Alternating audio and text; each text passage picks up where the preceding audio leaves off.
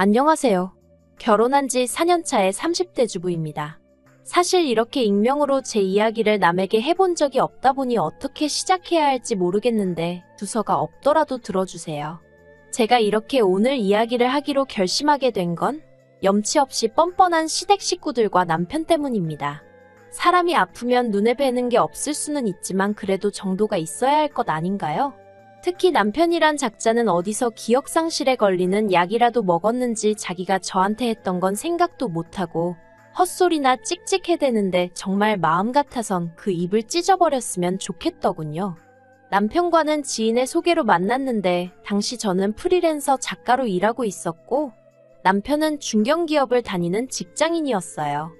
사실 돌이켜보면 성격이 잘 맞는 건 아니었는데 다행이라고 해야 할지 둘 다 취미가 영화 보기로 통하는 부분이 있었거든요.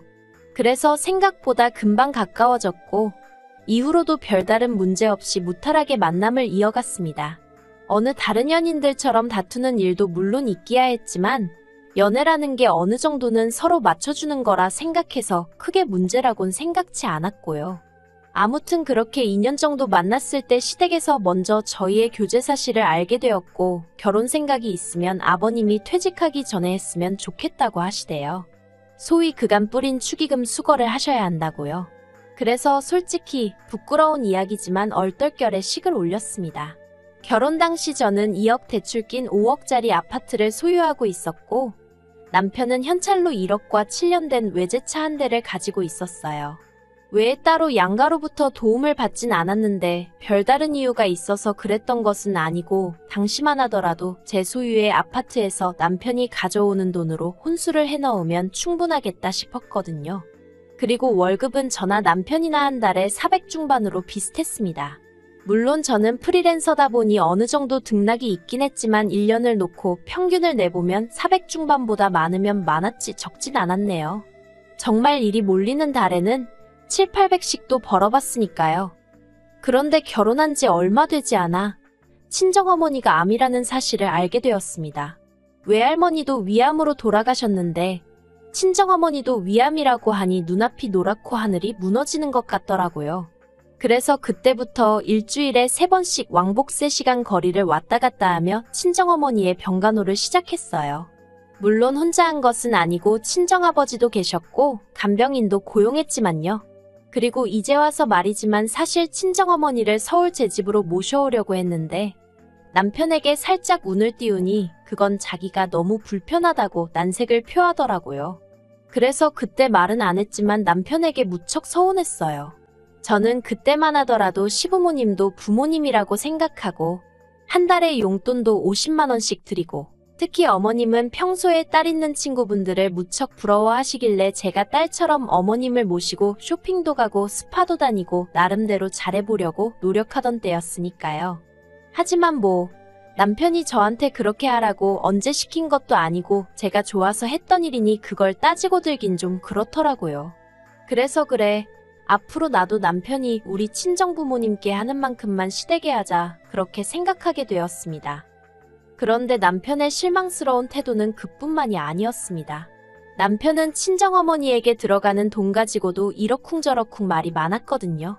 사실 병간호를 위해 내려갈 때면 저는 반찬을 직접 해가기도 하고 그게 여의치 않으면 몸에 좋다 하는 음식을 사가기도 하고 또 꼭 제가 내려가지 않는 날이더라도 이것저것 챙겨 보내드리기도 했어요. 그런데 남편이 저더러 매번 교통비에 이것저것 돈이 얼마냐면서 적금은 하고 있는 거냐 어쩌냐 별걸 다 신경 쓰더군요. 참고로 저희는 애시당초벌이가 비슷하다 보니 서로 매달 200만 원씩 생활비조로 내놓는 거 외에는 일절 터치하지 않기로 하고 결혼을 했었고 친정에 들어가는 돈은 전부 제 주머니에서 나오는 제 돈이었습니다. 그런데 언젠가부터 남편이 이달엔 얼마 벌었냐, 요새는 계약이 얼마나 들어오냐며 제 돈에 관심을 보이기 시작하더니 아예 대놓고 간섭을 하려드니까 어처구니가 없었지요. 그래서 내가 당신에게 돈 1,000원 보태달라고 한 것도 아니니 관심 끄라 했습니다. 솔직히 저라고 처음부터 남편에게 말을 그렇게 냉랭하게 했던 것은 아니에요. 제가 그렇게 된 데에는 다 이유가 있었습니다. 처음 친정어머니가 암 판정을 받았을 때 제가 당시 남편에게 부탁한 게 한 가지 있었는데 그건 바로 한 달에 한두 번이라도 저와 같이 친정어머니를 만나러 가줬으면 한 것이었어요. 친정어머니는 사위사랑은 장모라는데 그렇게 해주질 못해 몹시 미안해하고 계셨고, 저희 시댁볼 낯이 없다면서 한참 신혼을 즐겨야 하는 딸이 하루가 멀다 하고 친정에 내려오게 만들었다며 혹시나 제가 시댁에서 미움을 받진 않을지 걱정을 많이 하셨거든요. 그렇다 보니 저는 남편이 이따금씩 얼굴이라도 보여드리고 장모님 걱정 마시라고 건강만 생각하시라는 그런 따뜻한 말 한마디 정도만 해줬으면 싶대요. 하지만 남편의 반응은 냉정하기 짝이 없었습니다. 기껏 한다는 소리가 위암 이기면 생존율이 70%나 된다면서 장모님이나 저나 너무 유난스럽다고 했으니까요. 그리고 그 말 한마디에 솔직히 오만정이 다 떨어져서 내가 왜 결혼을 해가지고 이런 마음고생을 하나 그런 생각이 들대요. 솔직히 시아버지만 아니었으면 결혼을 천천히 하거나 안 했을 수도 있고 그러면 친정어머니를 더 가까이에서 챙겨드릴 수도 있었을 테니까요. 하지만 이미 돌이킬 수 없는 일을 곱씹고 괴로워할 만한 마음의 여유가 제게는 없었습니다. 말이 나와서 말이지만 친정어머니 병간호를 한다고 해서 제가 아내나 며느리로서 역할에 소홀했던 것도 아닙니다. 맞벌이임에도 불구하고 저는 프리랜서라 집에서 일하는 시간이 대부분이라는 이유로 남편은 집안일을 제가 하는 게 당연하다고 생각하는 눈치였는데 솔직히 말해서 친정어머니가 편찮으시기 전에는 이 일로 남편하고 부딪히고 싸울 힘이 있었거든요. 그런데 당장 정말 신경을 써야 하는 일이 생기니까 남편하고 사사건건 부딪힐 만큼 정신적 여유가 없었네요. 오히려 남편에게 싫은 소리 하느라 에너지를 쓸 바에는 그냥 내가 하고 말지 그런 마음이었달까요? 그래서 집안일은 그때그때 제가 하거나 사람을 불러서 했어요. 마찬가지로 시댁에 경조사가 있을 때도 가능한 빠지지 않고 참석해서 몸으로 때울 건 몸으로 때우고 돈으로 해결되는 일은 돈으로 해결했습니다. 그리고 솔직히 설령 제가 조금 부족했다고 해도 다른 상황도 아니고 시부모님께는 사돈이고 남편에겐 장모님인 저희 친정어머니가 편찮으신 상황이었으니 도움까지는 아니더라도 적어도 이해는 받을 수 있을 거라고 믿었지요. 아니, 인간적으로 이해를 해주는 게 맞지 않나요? 하지만 시어머니는 제가 친정어머니 병간호로 당신 아들에게 소홀하진 않을지 그 부분에만 연연하셨고 그런 와중에도 당신 생일상을 차리기를 요구하셨습니다. 그리고 그런 분위기에서 남편은 한 번도 제 편에 선 적이 없었지요. 그렇다 보니 언젠가부턴 남편에게 일말의 기대조차 하지 않게 되었고 그래서 오히려 더 이 악물고 소위 제알도리는 해내고 말았습니다. 그리고 무엇보다 행여 금전적으로 남편에게 의지하게 되기라도 하면 큰일 나겠구나 싶어서 일도 줄이지 않았고요. 이후로 친정어머니는 위 절제수를 받으셨고 아직 5년이 되질 않아 완치 소식은 못 들었지만 매번 추적 검사 때마다 예후가 좋아서 솔직히 친정아버지나 저나 마음을 많이 놓은 상황이긴 해요. 무엇보다 친정어머니가 당신 스스로 병원에서 시키는 대로 철저히 식단과 운동을 지켜주고 계시기 때문에 감사할 뿐이지요. 그런데 그런 와중에 운명의 장난이라고 해야 할지 이번엔 시아버지가 위암이라는 소식을 듣게 되었습니다. 솔직히 시아버지가 저에게 실수하신 것도 없고 그렇다고 평소에 저를 어렵게 하신 것도 아니었어요. 하지만 시아버지의 위암 소식을 듣고도 제가 그렇게 슬프지 않았던 건 시어머니나 남편 때문이었다고 생각합니다. 냉정하게 들리겠지만 니들은 어떻게 하는지 한번 보자 이런 생각도 들더라고요. 그런데 남편이 저한테 황당한 소리를 합니다. 시아버지도 잘 부탁한다고요. 제가 어이가 없어서 잘 부탁하긴 뭘 잘 부탁하느냐고 따졌습니다. 그랬더니 한다는 소리가 장모님 병간호해드릴 때는 지극정성으로 하지 않았냐면서 시아버지한테도 그렇게 해달라나요.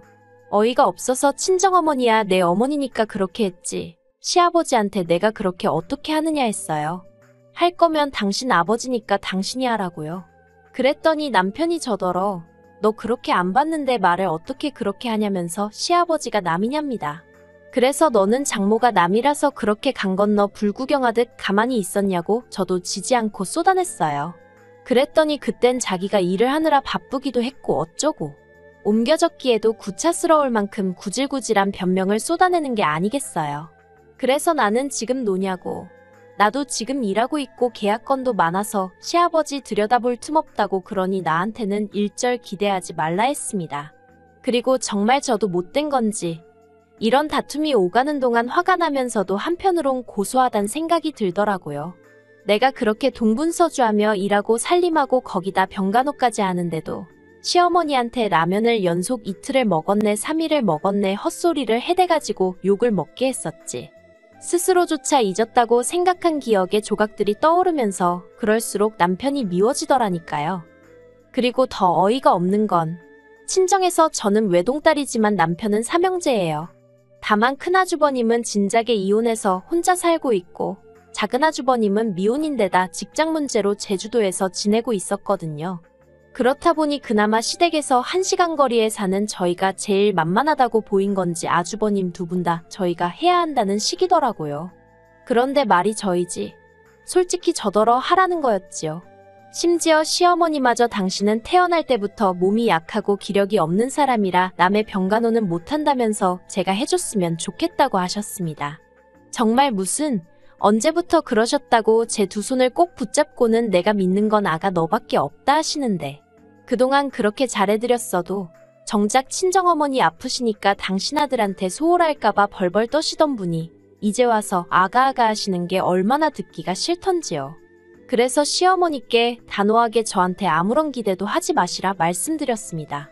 시아버지가 편찮으신 건 유감이지만 일단 저도 처리해야 할 일도 너무 많고 정 시아버지 병간호할 사람이 여의치가 않으면 저희 남편을 데려가시라 했어요. 아마 모르긴 몰라도 이런 상황에 쓸 수 있는 휴가제도 같은 게 회사에 있을 거라고요. 그리고 설령 없다고 해도 무급휴가라도 써야 하지 않겠냐고. 남도 아니고 아버지가 아프신데 그렇지요 어머님 했더니 어머님이 아들들은 야무지지가 못해서 믿고 맡기기가 어렵다나요. 하지만 저는 조금도 굽히지 않았습니다. 그러면 뭐 간병인을 쓰셔야겠네요. 그러자 시어머니는 또 하시는 말씀이 아무리 그래도 그렇지 어떻게 시아버지를 남의 손에 맡기느냐고. 솔직히 집안에 누군가 아프면 배우자가 간호를 하거나 그 다음이 자식들이지 않나요. 그런데 어째서 저희 시댁은 다 건너뛰고 저한테 의지를 하려는 건지 도통 알 수가 없대요. 그리고 저한테 유난히니 어쩌니 하던 사람들이 그때 제가 하는 걸 보니 참으로 지극정성이더라. 정말 대단하더라. 가증스러워서 견딜 수가 없었어요. 그런데 아주버님들은 제쳐두고 시어머니나 남편이란 사람들이 하는 짓은 나날이 정말 가관도 아니었습니다. 일단 시어머니는 하루가 멀다 하고 앓는 소리 죽는 소리를 하시면서 전화를 해오셔서는 머리가 아프고 손목이 어떻고 시아버지가 저만 찾는다는 거짓말을 늘어놓으셨지요. 남편은요. 자기가 밥을 안 먹으면 제가 뭐 크게 놀라기라도 할 줄 알았나 봐요. 식탁 위에 밥을 차려주는데도 본체만 채하곤 컵라면에 물 받아서 안방으로 향하는 거예요. 어이가 없어서 컵라면을 왜 안방에서 먹냐고. 먹을 거면 창고방에 가서 먹으라고 소리를 질렀습니다. 참고로 집이 아무래도 제 명이고 솔직히 남편은 말이 좋아 1억이지 그 1억을 다 혼수에 쓴 것도 아니다 보니 집에 관해서는 제 목소리가 더 컸어요. 그러니까 뭐 안 먹네 어쩌네 난리를 치길래 먹지 말라고 또 소리를 질러버렸지요. 그리고는 이튿날부턴 아예 저녁을 안 차려주기 시작했더니 며칠 지나니까 지가 냉장고에서 이것저것 꺼내 먹더라고요. 웃기지도 않아서. 하지만 저를 정말 기함하게 한 건 남편과 크게 다투고 얼마 지나지 않아 있었던 일이었습니다. 아주버님 두 분은 막말로 시아버지가 어떻게 되든 말든 관심도 없는 건지 가타부타 말도 없고 오로지 시어머니하고 남편만 안달복달 난리가 난 상황이었거든요. 그리고 알고 보니 남편 회사는 가족을 위해서 그렇게 쓸 수 있는 휴가도 없고 무급휴가도 안 된다대요. 그렇다 보니 이건 뭐 빼도 박도 못하고 시어머니가 병간호를 하셔야 하는 상황이 된 거예요. 그리고 남편은 이런 이야기를 저에게 전하면서 이제 정말 도와줘야 하지 않겠냐고 언제까지 화풀이를 할 거냐면서 저를 또 자극했습니다. 화풀이라. 솔직히 말해서 친정어머니의 예우가 좋았으니 다행이지 돌아가시기라도 했다면 저는 평생 남편을 용서하지 못했을 거예요. 이렇게 남편하고 살고 있지도 않았겠지요. 그런데 남편은 어쨌든 장모님은 이제 멀쩡하시지 않냐 그리고 그때는 나도 뭐 사정이 있었다는 말 같지도 않은 소리를 하면서 저더러 서운했다면 자기가 미안하답니다. 그런데 세상 일이라는 게 미안하단 말 한마디로 해결이 되는 일이 있고 아닌 일이 있잖아요. 저에게 친정어머니에 관한 일은 후자였습니다. 남편이 아무리 저에게 미안하다고 해도 그 응어리가 풀어질 것 같지 않았어요. 그런데 지나가는 말처럼 몇 번, 그것도 솔직히 그 음흉한 속내를 제가 아는데 이제 그만 화풀이를 하라니 제가 화가 더 나면 더 났지 풀어질 리가 없었지요. 그랬더니 남편이 급기야는 저더러 그럼 간병인 쓰게 돈이라도 달래요. 어이가 없어서 당신 그동안 번 돈은 뭐 했는데 나한테 돈까지 내놓으라고 그러냐고 물었습니다. 그랬더니 저더러 자기 돈이 있고 없고를 떠나서 저더러 그럼 며느리 도리는 아예 안 하겠다는 거냐고 오히려 화를 내는 게 아니겠어요. 그리고 저도 더는 참을 수가 없어서 너는 그 잘난 사위 노릇했냐니까. 이미 지나간 일로 시비 좀 그만 걸라나요? 지금은 일단 아프신 시아버지한테 집중을 하자면서 시아버지만 괜찮아지시면 그때 다시 이야기하자고요. 말 같지도 않아서 제가 나랑 이렇게 힘겨루기 하는 사이에 차라리 내려가서 아들 노릇이나 하라고 했습니다. 그러다 시아버지 돌아가시고 후회하지 말라고요. 그런데 웃긴 건 그러면서도 남편은 곧 죽어도 안 내려가대요. 시어머니는 시어머니대로 시아버지가 위암 3기라며 돈은 돈대로 쓰고 낫지도 못하면 어떡하느냐고 간병인도 안 쓰시고 계시고요. 솔직히 시아버지만 놓고 보자면 참 안 됐다 싶어요. 무슨 가족이란 사람들이 저렇게 이기적인가 싶고. 그렇지만 뭐 가정교육이 그따위로 되어서 그런 거니 누굴 탓하겠어요? 그리고 저는 남편하고 이혼하기로 했습니다. 남편이 간병인비를 달라고 했댔잖아요?